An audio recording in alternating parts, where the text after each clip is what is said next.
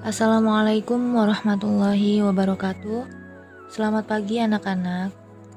Semoga kalian semua senantiasa dalam lindungan Allah Subhanahu wa taala. Kalian sudah kenal kan? Ibu masih mengajar pendidikan agama Islam dari kelas 7 kemarin, dan alhamdulillah ibu dipercaya kembali untuk memegang pendidikan agama Islam beserta baca tulis Quran di kelas 8. Ibu akan membawakan materi di pagi hari ini, yaitu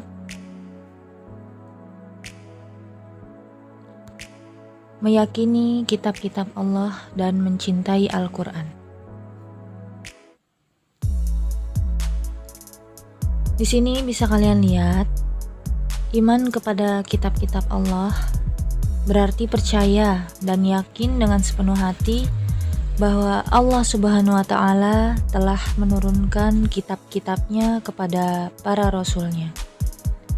Dengan adanya kitab-kitab Allah, manusia dapat membedakan mana yang benar, hak, dan mana yang salah atau batil, mana yang bermanfaat dan mana yang mengandung mudarat atau keburukan. Bisa dilihat di sini, nama kitab-kitab Allah ada 4 yang diturunkan ke dunia ini. Yang pertama, kitab Taurat.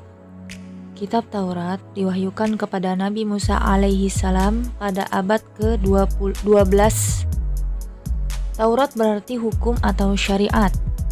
Taurat menggunakan bahasa Ibrani dan ditunjukkan untuk bangsa Bani Israel.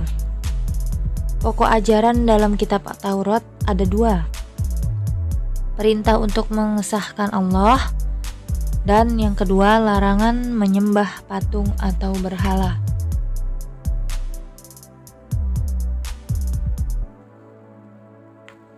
Yang kedua yaitu kitab Zabur. Kitab Zabur diturunkan Allah kepada Nabi Daud alaihi salam untuk bangsa Bani Israel atau umat Yahudi. Kitab ini diturunkan pada abad 10 di daerah Yerusalem. Adapun kitab ini ditulis dengan bahasa Qibti.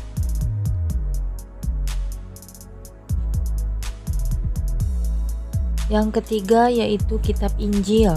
Kitab Injil diturunkan kepada Nabi Isa alaihi salam. Pada permulaan abad 1 Masehi, kitab Injil diwahyukan di daerah Yerusalem. Kitab ini ditulis pada awalnya dengan menggunakan bahasa Suryani.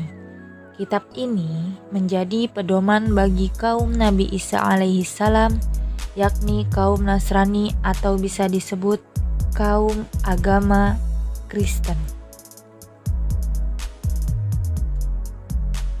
Dan yang terakhir yaitu kitab Al-Quran, merupakan kitab yang diturunkan Allah kepada Nabi dan Rasul yang terakhir, yaitu Nabi umat Islam, Nabi kita semua, Kanjeng Nabi Muhammad sallallahu alaihi wasallam. Kitab suci Al-Quran diturunkan Allah sebagai penyempurna dan membenarkan kitab-kitab sebelumnya. Setelah wahyu pertama yang diturunkan di Gua Hiro tersebut, yakni diturunkan oleh malaikat Jibril kepada Nabi Muhammad, turunlah wahyu-wahyu berikutnya sampai seluruhnya diturunkan oleh Allah.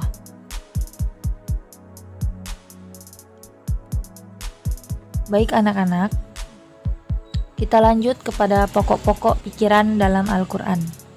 Secara umum, pokok ajaran yang terkandung dalam Al-Quran adalah yang satu, akidah. Akidah itu artinya keyakinan.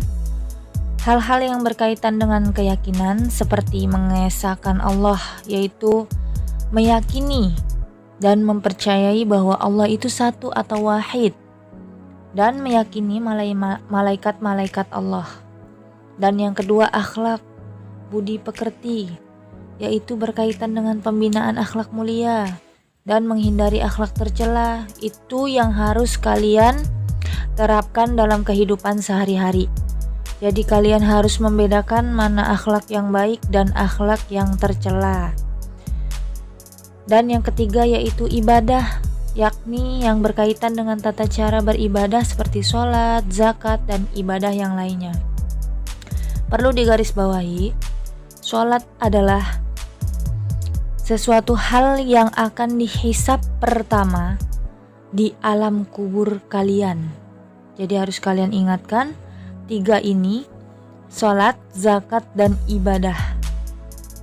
Itu yang perlu kalian harus terapkan.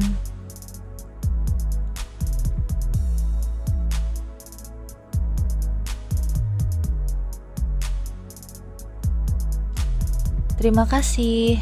Itu saja yang bisa Ibu sampaikan. Mohon maaf jika ada kata-kata yang salah dan tidak berkenan di hati anak-anak semua. Selamat kembali. Ilaliko ma'assalamah. Syukron katsir. Assalamualaikum warahmatullahi wabarakatuh. Perintah dari Ibu, catat semua materi yang Ibu jelaskan.